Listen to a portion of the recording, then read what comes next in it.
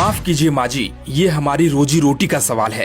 पहले हाथ जोड़कर मांगी माफी, फिर 54 लाख रुपए का सामान लूट ले गए डकैत। और उसके बाद यहाँ खड़ा होके बोलता है आंटी माँ जी आप माफ कर दीजिएगा, हमसे गलती हुआ। फिर दीदी मेरी बहू को बोलता है दीदी पेट का सवाल है, जाते जाते ऐसे एकदम ऐसे करके पूरा माफी मांग रहा था। जी हाँ, ये शब्द किसी गरीब मजदूर के नहीं थे, ये शब्द थे डकैती करके करोड़ों का सामान लूटने वाले बदमाश के।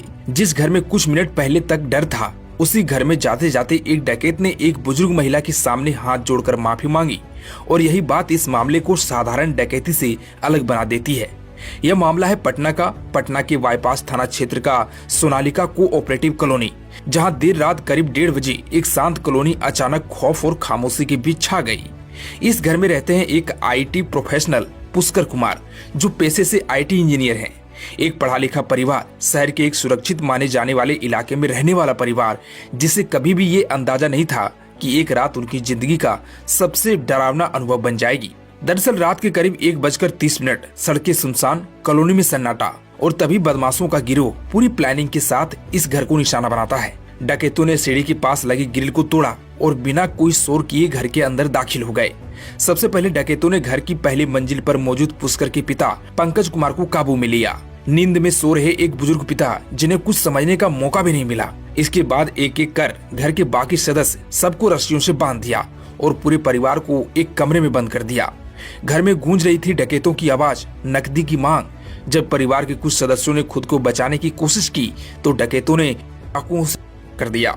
डकैत लगातार चिल्ला रहे थे, पैसा कहाँ है, लॉकर खोलो, जो है सब निकालो। अलमारियां तोड़ी गईं, लॉकर खोले गए, एक एक कीमती सामान बोरों में भरे जाने लगा। पुष्कर की मां बार बार कहती रही, बेटा हमारे पास और कुछ नहीं है। उन्होंने अपने बच्चों की कसम खाई और कहा कि अब जो भी था वो सब दे चुके हैं। तभी जाकर डकैत कुछ शांत हुए। इस पूरे संघर्ष के दौरान खुद को बचाने की कोशिश में मां का हाथ भी।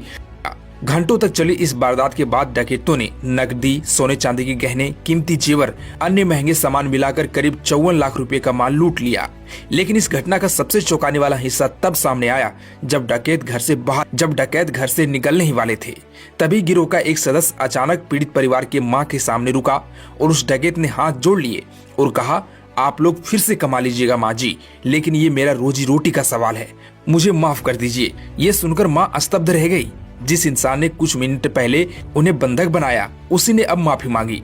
घर से निकलते वक्त डकैतों ने परिवार के मोबाइल फोन भी फेंक दिए ताकि कोई तुरंत मदद न मांग सके, और फिर अंधेरे में सब गायब हो गए। किसी तरह परिवार ने खुद को खोला और सुबह होते ही पुलिस को सूचना दी। पुलिस के मुताबिक डकैतों की संख्या 7 से 8 के बीच थी।